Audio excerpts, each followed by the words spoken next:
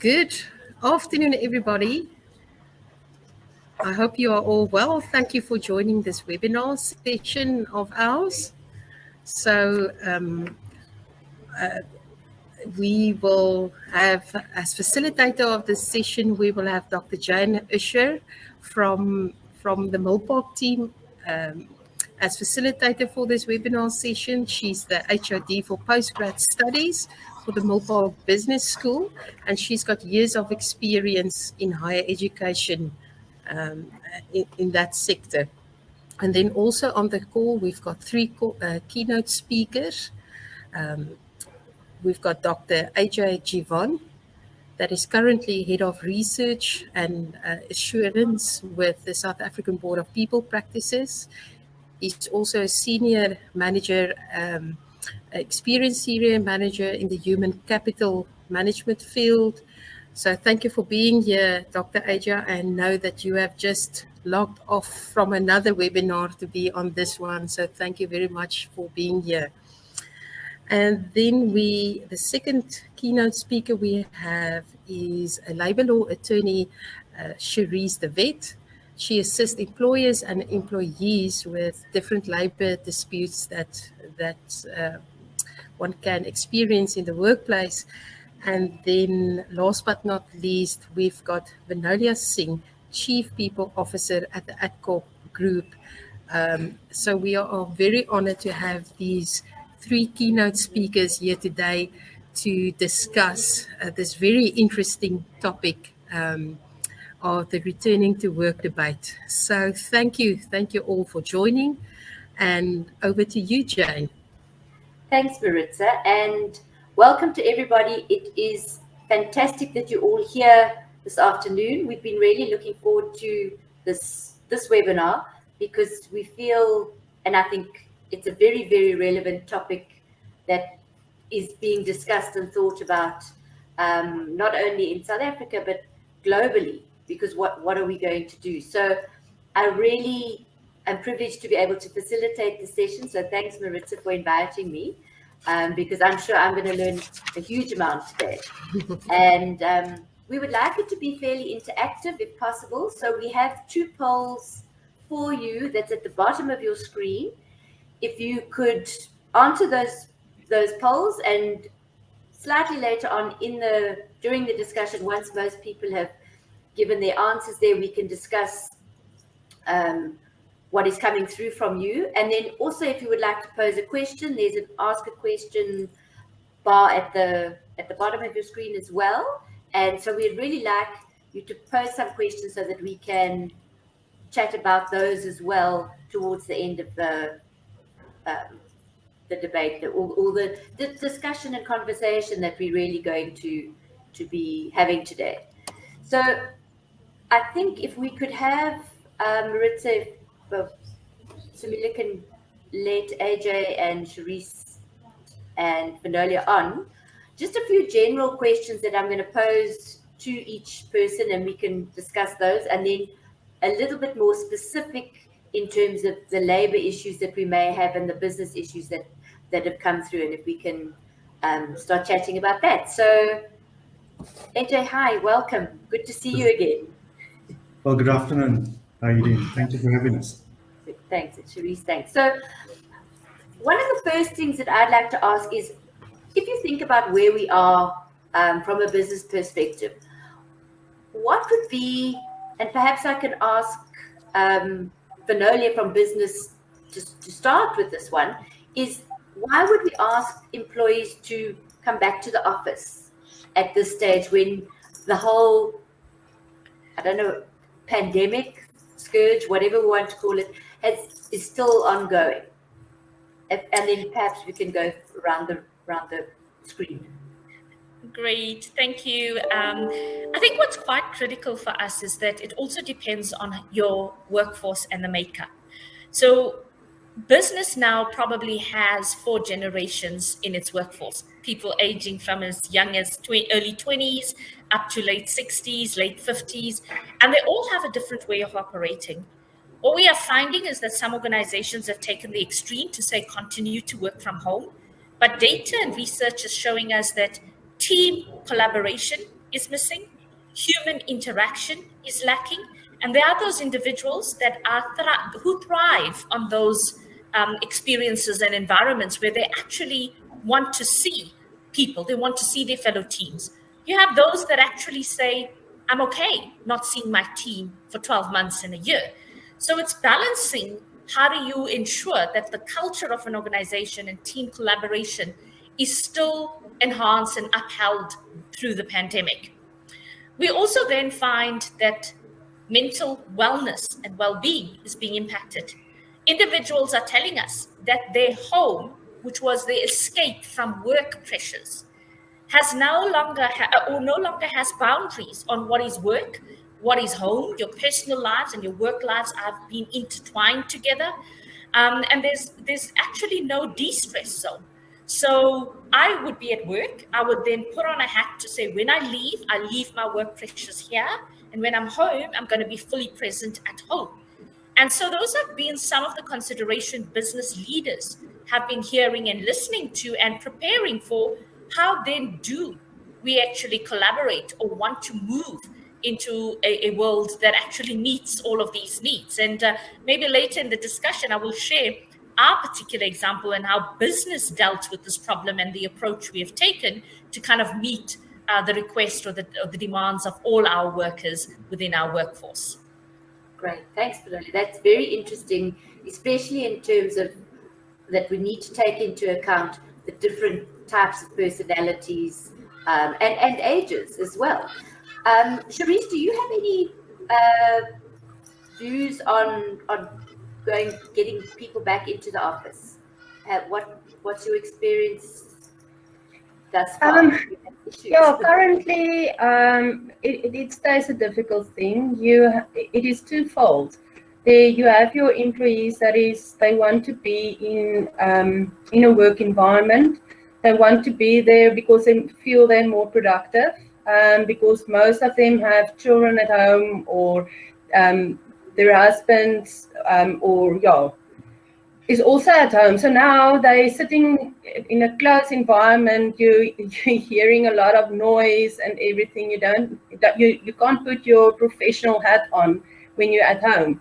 So, and then obviously you get the other employees, they're more in their comfort zone. They feel they're safe when you look at COVID-19, and they feel they can be productive at home. So yeah, it's really a twofold situation. Like I said. Interesting that. AJ, your thoughts on that? So I agree with Vinolia. I think what's interesting is that, we're remembering that organizations are not just about transactions, it's about output, but it's also about what binds people together, because that's the point of organization. We have a brand, we have a culture. It binds us together. And that's where the challenges have been in terms of how do we bind people together. Now do we move to a virtual workplace, or we think of a blended workplace and blended workforce? So those are some of the challenges, and you see it cited, as Vinolia said, you see them cited in global surveys in terms of the reasons or rationale for asking people to come back. And as Vinolia said, it's culture, it's values, and the brand, but also innovation. So, we can talk about it in terms of social capital. It's the relationships that bind people together. And it's also serendipity.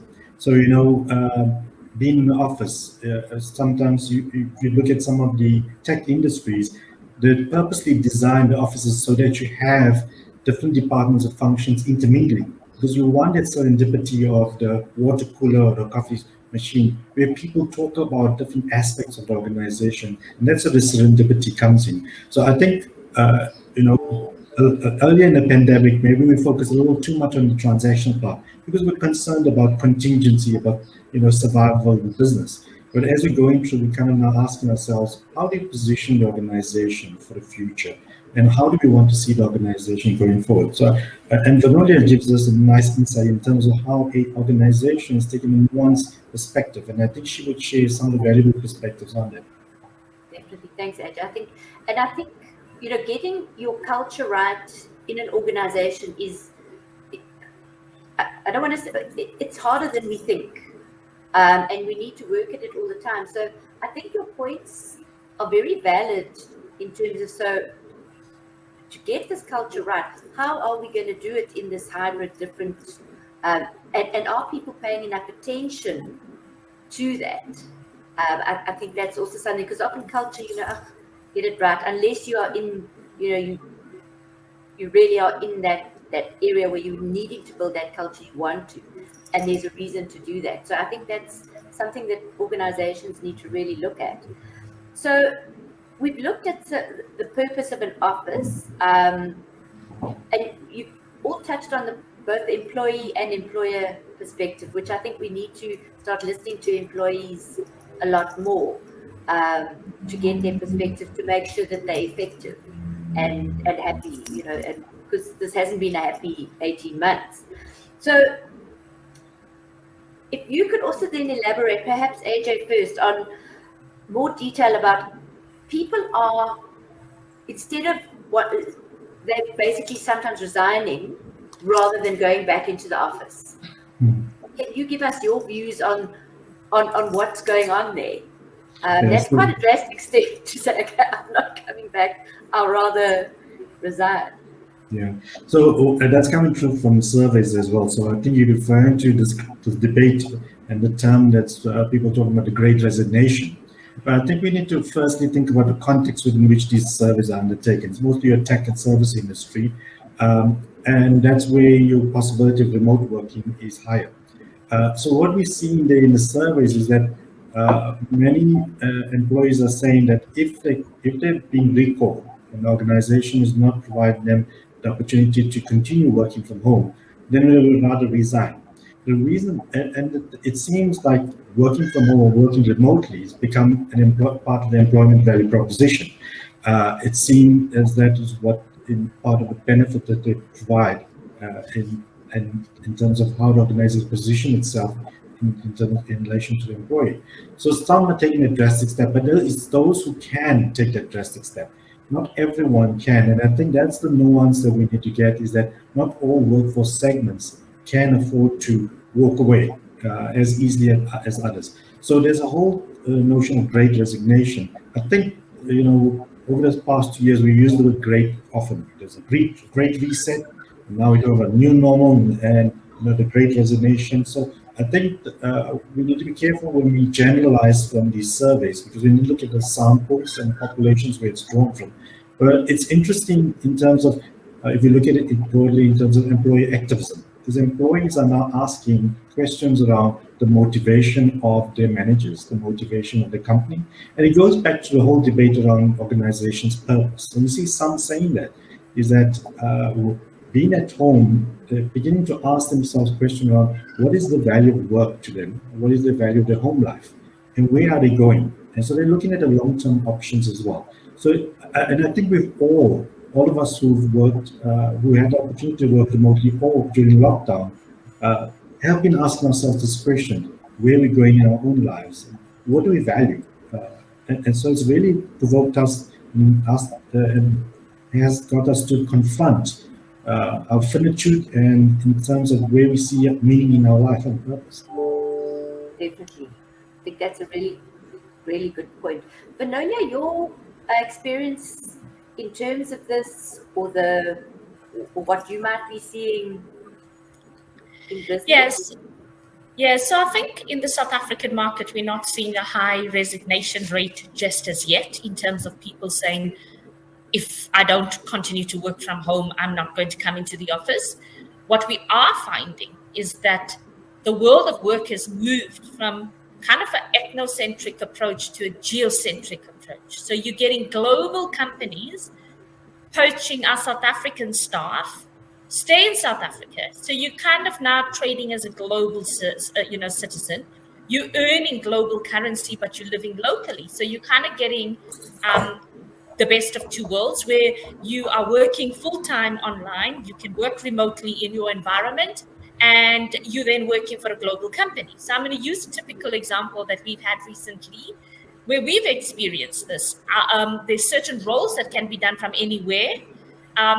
They're paying top dollar. We are losing our people who are now working 100% at home for a UK business. No time zone issues, nothing. We've got great work ethic here in South Africa.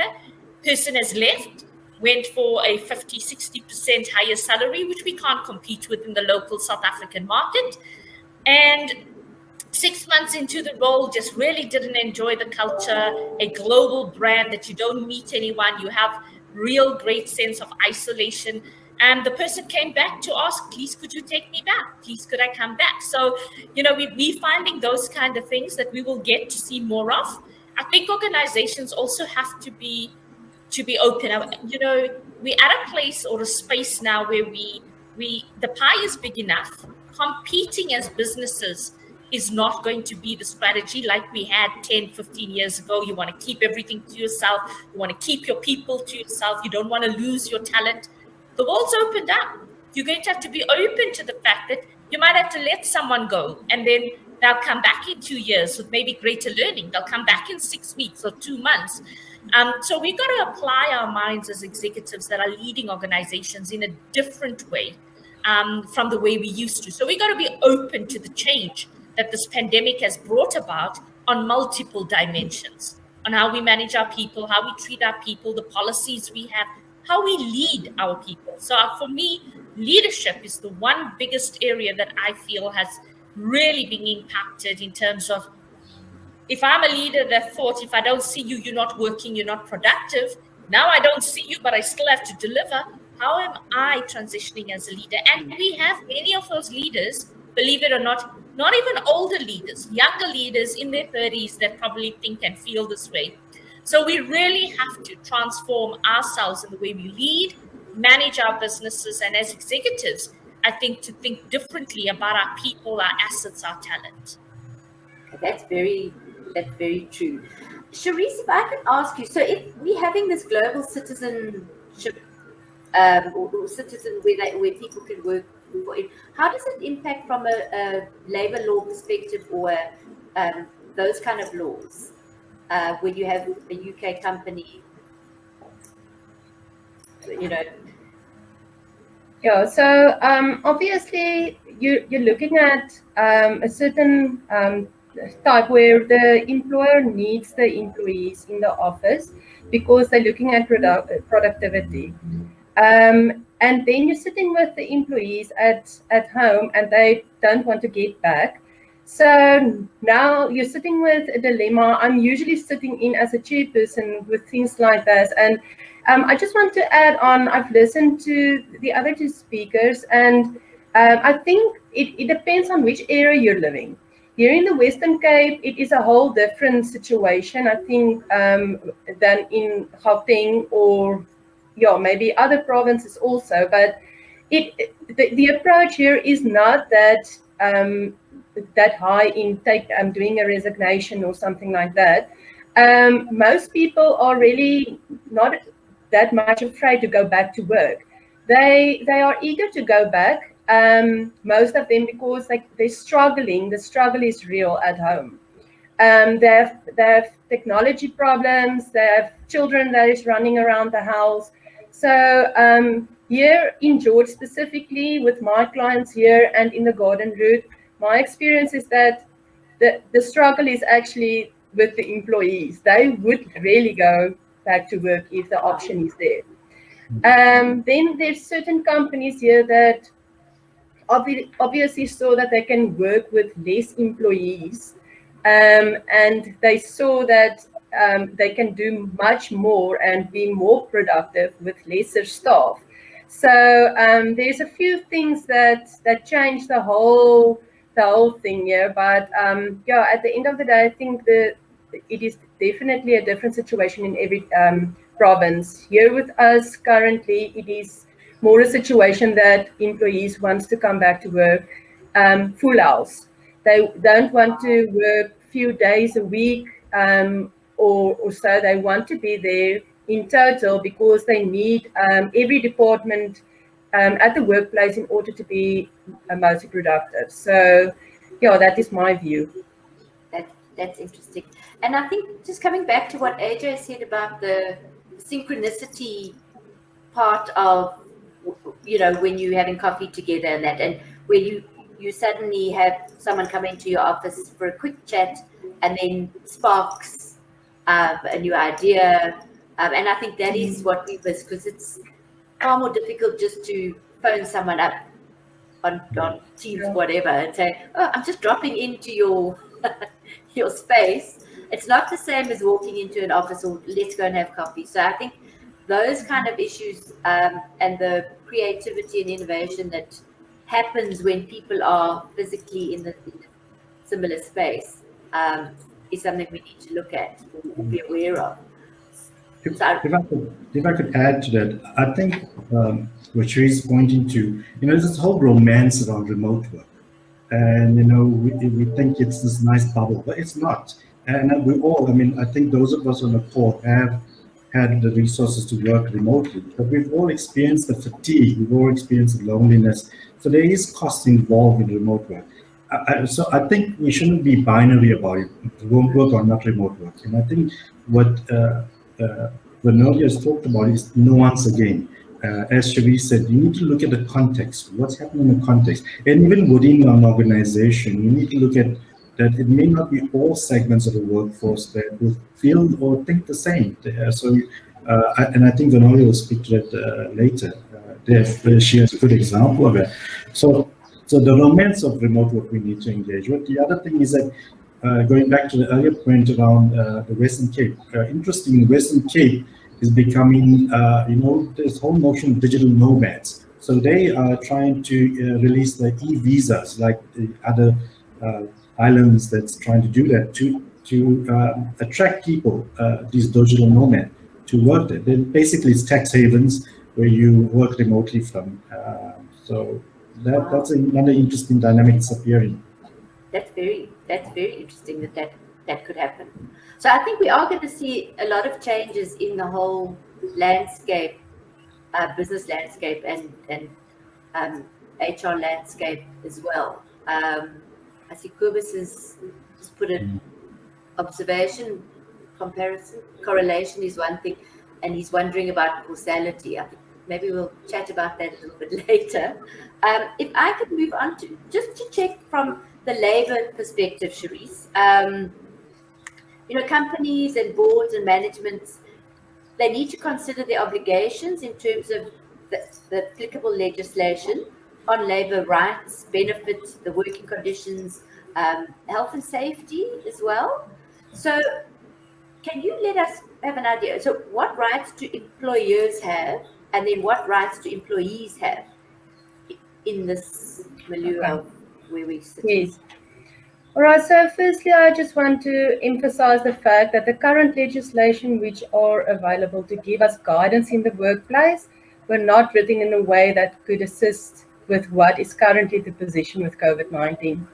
So legislation and previous case law provides us guidance in a certain context in general on how we need to implement and test those legislation which were not written in the light of COVID-19 and its consequences. The world is divided in this issue. But albeit, we are dealing with the rights of the employer versus the rights of the employee. So the employer's position currently are basically the following. The employer are obliged to provide and maintain a working environment that is safe and without risk to the health of his employees in terms of the Occupational Health and Safety Act. This does not mean that an employer may force employees to make a unilateral decision. To take this even one step further, the Minister of Employment and Labour issued a directive in June this year, which states that an employer must undertake a risk assessment plan and make an election on whether it intends to make vaccination mandatory for employees. But this directive does not envisage a blanket approach, because an employer should still comply with the Labour Relations Act on the other side, which states that there should be procedural and substantive fairness before an employer may terminate an employee service. For example, for a medical incapacity process, the employer must prove that an employee is not medically fit to proceed with his or her duties. And on the other hand, for termination of service based on operational requirements of the business, the employer must comply with Section 189 of the Labour Relations Act. So this directive is not a clear-cut and a blanket approach. There's still certain labour issues and legislation that needs to be complied with. Yeah, of course, this poses the question if the employer will be able to prove this in these instances, if it comes to the point where an employer terminates an employee's service based on failure to undergo the vaccine. So taking all the above into consideration, you also need to look at the rights of the employee. On the other hand, an individual has the right to freedom of choice, religion, and beliefs in our country, and this is constitutional rights. COVID-19 caused that the narrative had changed entirely. So the dilemma for both employer and employee is that mandatory vaccinations is untested in our courts, so the legal battles is not clear. So this is a huge struggle for us at this stage. But okay, so the question is now, what is the outcome and the safest way to deal with something like this battle with mandatory vaccinations? So in my opinion, and this is only just my view, currently employers should enter into collective bargaining approach by consulting with employees or their unions, if there's a union in the workplace. The parties should try to resolve the issues and conclude an agreement on how to deal with these issues in the workplace related to COVID-19. The dilemma will only be cleared by way of litigation, and our courts have a huge responsibility at this stage and a huge task on hands to provide us with clarity. So this is the current position, taking the rights of the employer into consideration, also the rights of the employee. There aren't legislation with clear-cut guidelines how to deal with these issues. And I mean, I think those are going to go on for a while. And especially the debate on the mandatory vaccine. I don't know, AJ, if you've got any ideas, especially just on the having the vaccine be compulsory. So I think firstly on the direction the minister had provided, what's interesting there again, and this whole notion of nuance, is that they asked, it suggests you undertake a risk assessment. But even if you do suggest mandatory vaccines, you have to look at your different segments of your workforce. And I think that's the message coming through, that we got to think about the different segments, the different contexts and different conditions. So it is a dilemma, because on the one hand, it's not just a legal issue, it's an ethical issue as well. You are looking at how are we defining what is good in terms of individual good and collective good, and does the collective good outweigh the individual good? So do we take a utilitarian perspective and say the greatest good is of importance, and that would mean then we would say that everyone should be vaccinated, because in the interest of the public health and the interest of all our health, we should. But then you would also have the opposite perspective of that outlook on ethics, is that the rights, fundamental rights. Now, in a constitution, I'm not a lawyer, but Cherise can speak more about this, is that the rights are defined, and she spoke about those two rights. One is bodily integrity, the other in terms of our beliefs. But those rights also have limitation, and I think it's Section 36 of the Constitution that limits the rights. Now, I think the question in South Africa broadly is the circumstances warranting, for example, given public health concerns, that we limit rights, and that's the debate that's happening.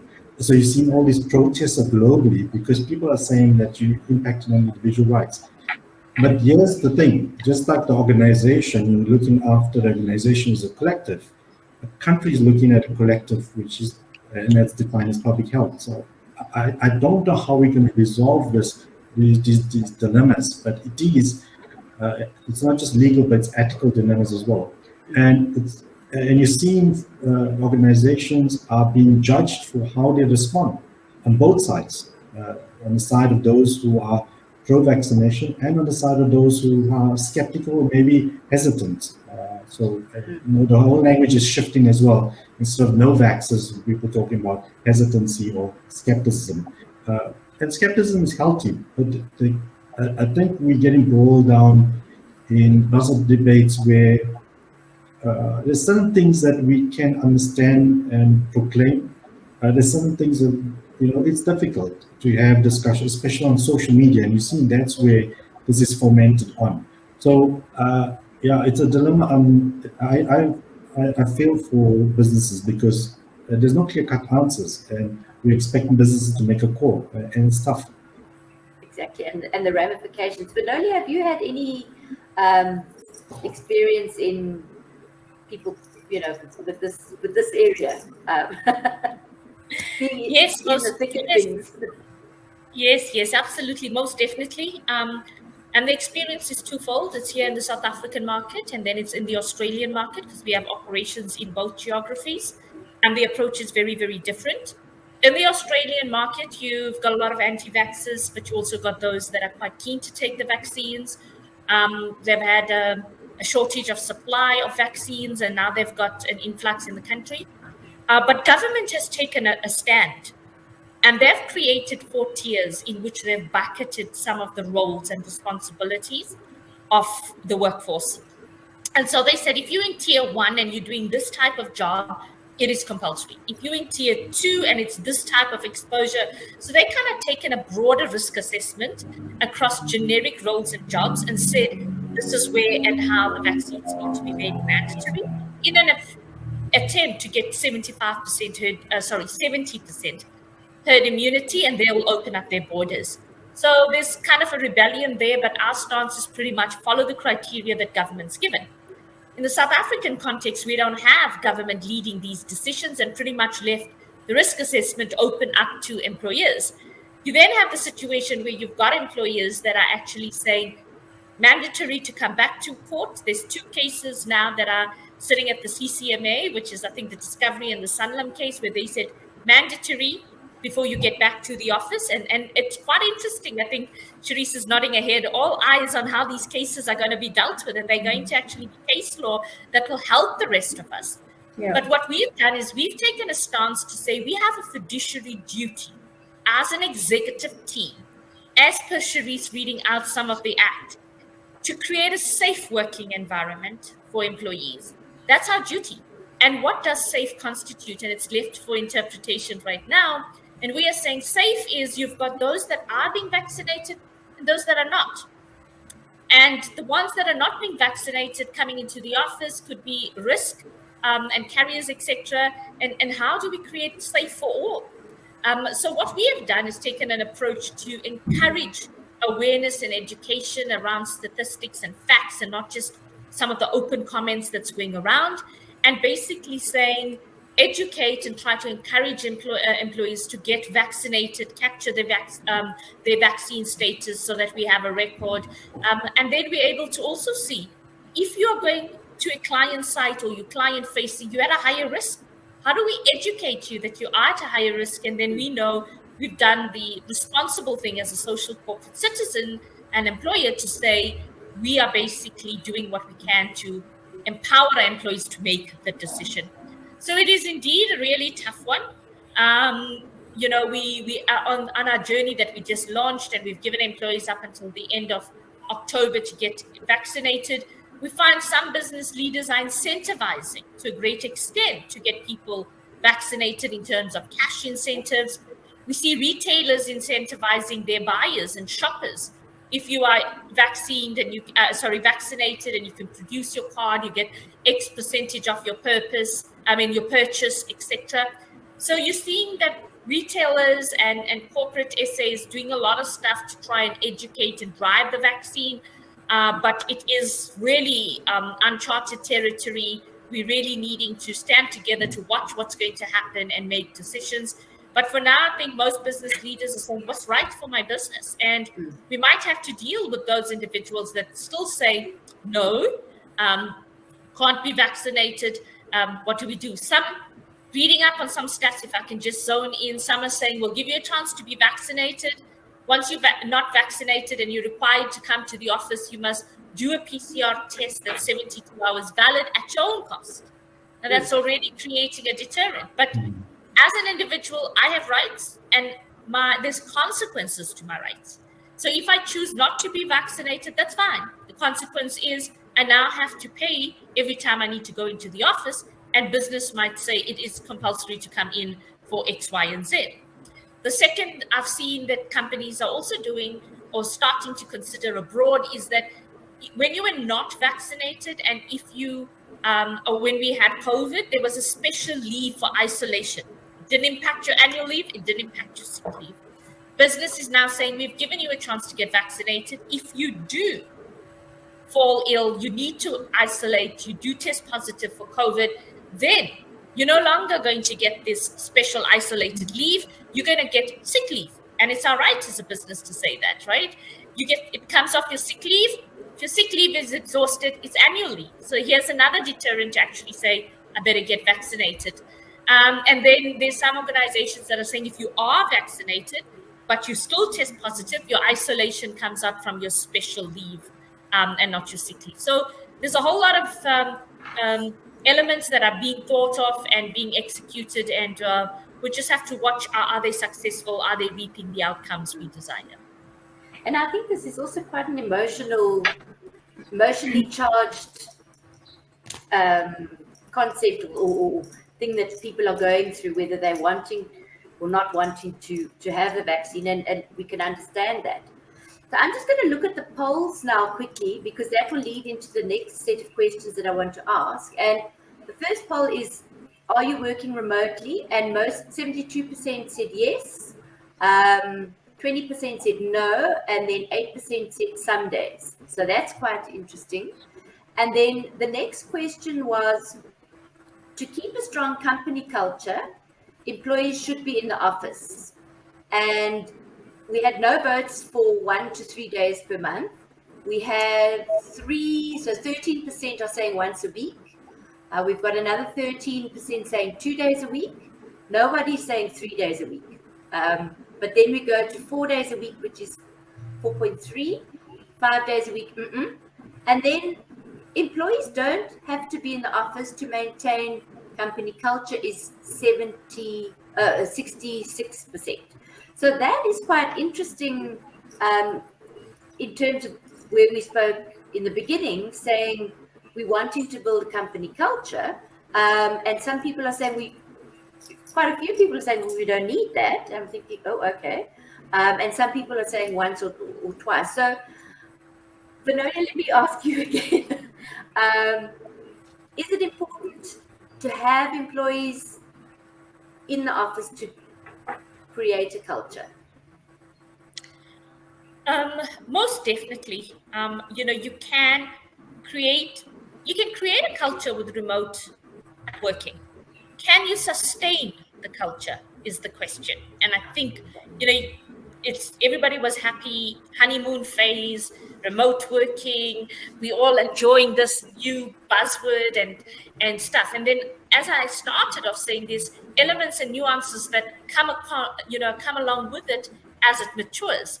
Fatigue of being alone, blur lines between personal and work life, issues that Cherise has mentioned in terms of people struggling with kids at home, no proper office space. I mean, who has homes built to cater, for example, 2 kids and 2 parents working from home, right? We don't have those luxuries. So you then have the stresses and the pressures of trying to create all of this. And at first, it's novelty. It does wear out. It's exhausting.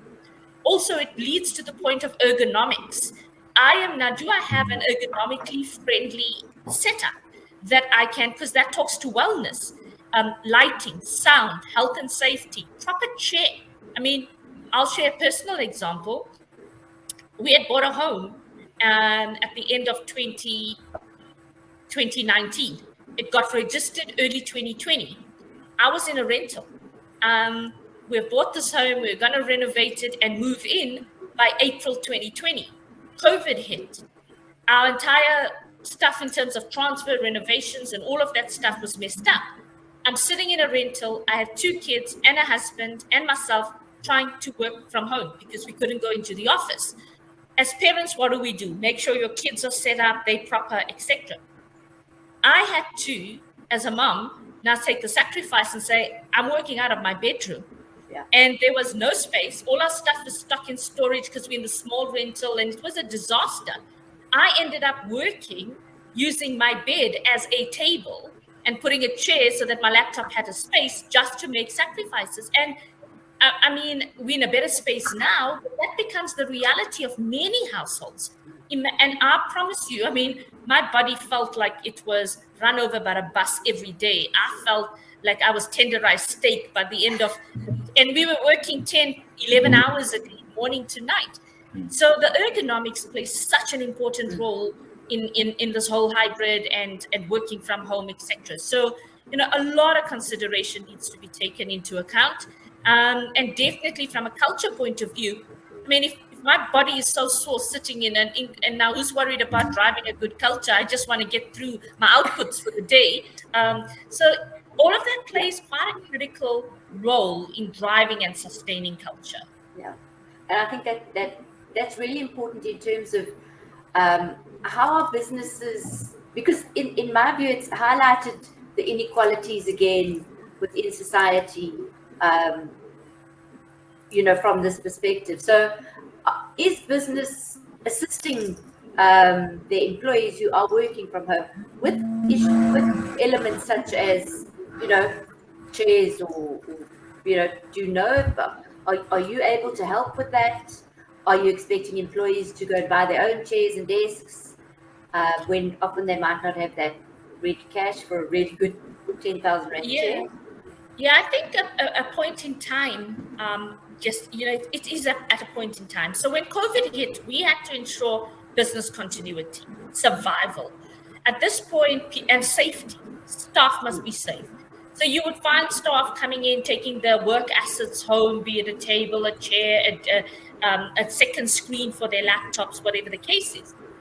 You now find that it's opened up, people could come back to the office. So I'll just share very quickly. We had then said, okay, we can't go on in limbo. What is our corporate stance around flexible work arrangements? I then led the executive team to say, we can't decide. Typical example was Google. They decided everybody at home, then everybody at the office, and staff were unhappy, and we said, let's learn from that. We ran a survey, we polled our employees and asked them, what would you like? We understand you are mums, you're parents, you have kids at home, but you're also teammates. What would you want? And astoundingly, we had a very, very good 90% somewhat response rate. And we had the majority of our people asked to come back to the office at least 2 days a week and work from home 3 days. We had some that said they would prefer 3 days in the office and 2 days at home, was just a handful. We had quite a bit, about 25% saying, I want to work permanently at home. But we had about 48% saying, I want hybrid. We had some individuals that said, and a small percent of 8% saying, I want to come full-time to the office every day. And so we looked at all of this and said, what is going to be our stance? We heard from people. And we took a view, and we started this now on the 1st of October. We prepared for it officially. We've done the survey in August. September, we prepared the logistics, etc. And we've opted to actually say, it's your choice. The office is open if you wish to come every day. And we've left that open. For those of you who wish to work on a hybrid, you're required to come in minimum 2 days a week, 3 days at home. We coordinated teams so they come in together. But we've removed the option that you work permanently from home. You don't have that option. And staff are starting to buy that. And we said, now, if you choose to work from home, that your office is available for you every day, you set up your own ergonomics. And we made them do a sheet or a form to say, I have proper lighting, health and safety, wiring, I'm on a good chair, I got good internet connectivity. If there's load shedding, what's my plan? And we were flexible around it. So we set those boundaries. And we've got staff working together. They appreciated the flexibility. They appreciated the collaboration where they had a say in this new world of working. It's early days. We said we're going to trial it, but this would become perhaps a permanent feature in terms of how we would operate as a business going forward. So I see we've got one question that I'd just like to pose to you. It's from Lindy, and she says, Our company is currently encouraging people to come to the office at least once a week. What we find, though, is that on these days, there's less productivity, but more social connection, as people end up using most of their time when in the office to catch up with their colleagues, which makes sense. So, Ajay, maybe you can comment on that, and then Vinolia as well, and then Cherise. Sure. So what's interesting, I mean, if you look at the poll, and if you look at, for example, the PwC survey that was undertaken, when you pass the data, so when you ask the question, do people think we need to be in the office for company culture? And you see a lot of people, like in the poll now, say no. But when you ask the question about collaboration, that's interesting, because in the PwC survey, you found that was, I think, number 2 or the most voted for factor for going back to the office. And collaboration, and you look at the question, it's all about the relationships. So yeah, it might, and that's the tricky part. We go back to the early discussion. Are we going to focus on transactions in terms of performance and targets, and forget the glue or what binds us as an organization? And that's what I think you're seeing, is that we've seen this discussion about loneliness, about being disengaged, disconnected from your peers, and that's what's happening when you're going back to the office. That's almost like when you go on December leave and you come back, everyone's catching up because we want to know where have you been and what you're up to. So we're trying to reconnect, and I think that's what we need to remember, is that we are embodied beings. We're not robots, and the way we work and collaborate with each other is physically and mentally. It's not just one way. So it's interesting when you start looking at the data in terms of when you ask people, and maybe we could ask, what do the attendees think about in terms of collaboration? Is the workplace more effective at collaboration?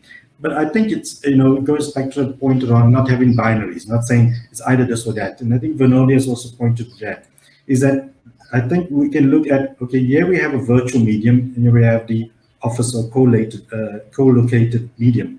How we can tap into both in terms of building your culture and building your collaboration. So I think it's not an either or, it's about now how do you use these different modalities for the purposes of the organization. And that's more than just the transaction part. Yeah, and that makes sense. And I can understand people, Lindy, being far more social, especially newly coming back to work. I mean, I can fully understand that and agree with that, because they need that social interaction, which we've been denied in so many levels, from a work, family, friends. Cherise, your ideas on the social aspect of people coming in and being more sociable and output driven? Yeah, so experienced that at all? Yes, prior to COVID, it was, there were a need for employees to go on team buildings or just get together once a month or so, just to be in a social environment and to socialize.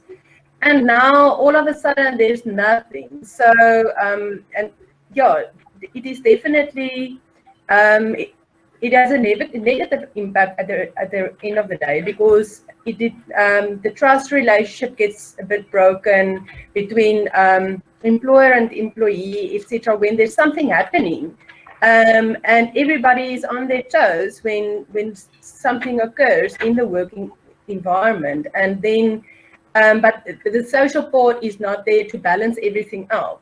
So I think the social part is a very important part, role player in the workplace, just to level everything out at the end of the day, because pressure gets high and emotions gets high in the workspace or work environment, and especially working from home.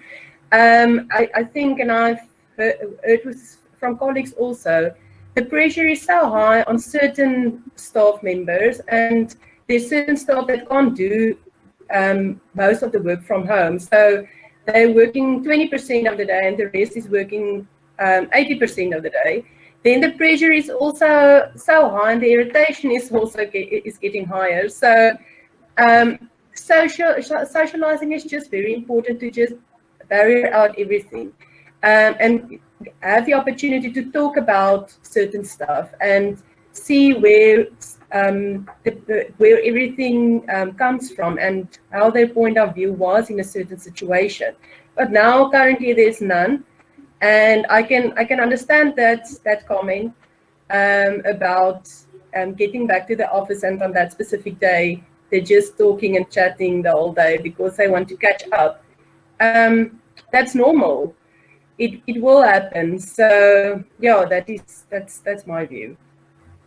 Yeah, and I think maybe we need to be, say, perhaps more patient with that to encourage that talking and collaboration. So another thing that I just want to pose is, we're available, and this is maybe going back to kind of balance and mental health issues that I think we are seeing, and perhaps we're going to see more of, where you are now available on so many platforms, whether it's email, Zoom or Teams, WhatsApp, Telegram.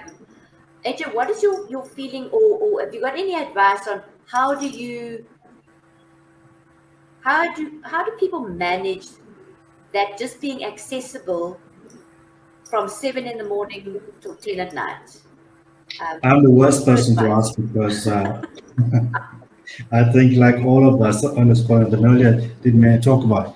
I find it difficult to set boundaries because it's easy to say it, but when you, especially when revenues are tight and businesses are still looking at sustainability, I find it difficult.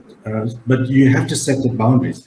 I mean, Vinolia talked about moving homes and being working from a bed and what it caused. I mean, just a small anecdote. I had to go see a physiotherapist because we all hunched on our computer. And the physiotherapist just cracked up laughing and asked her, I mean, are you seeing more cases? She said, you won't believe the number of cases we are seeing. So it's taken a toll on us, but it is difficult to switch off because especially everything's linked. So what I tend to do is that, on your phone, you can switch off reminders and notifications at a certain point.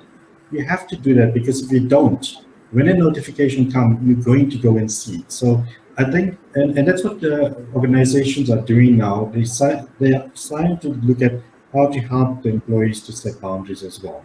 And I think, that whole idea, and we haven't talked about it that much, everyone feels, and there's a stereotype, managers feel that you're at home, so you're relaxed, you're in a bed, and how difficult it is for you just to answer a short email. But it's not that easy.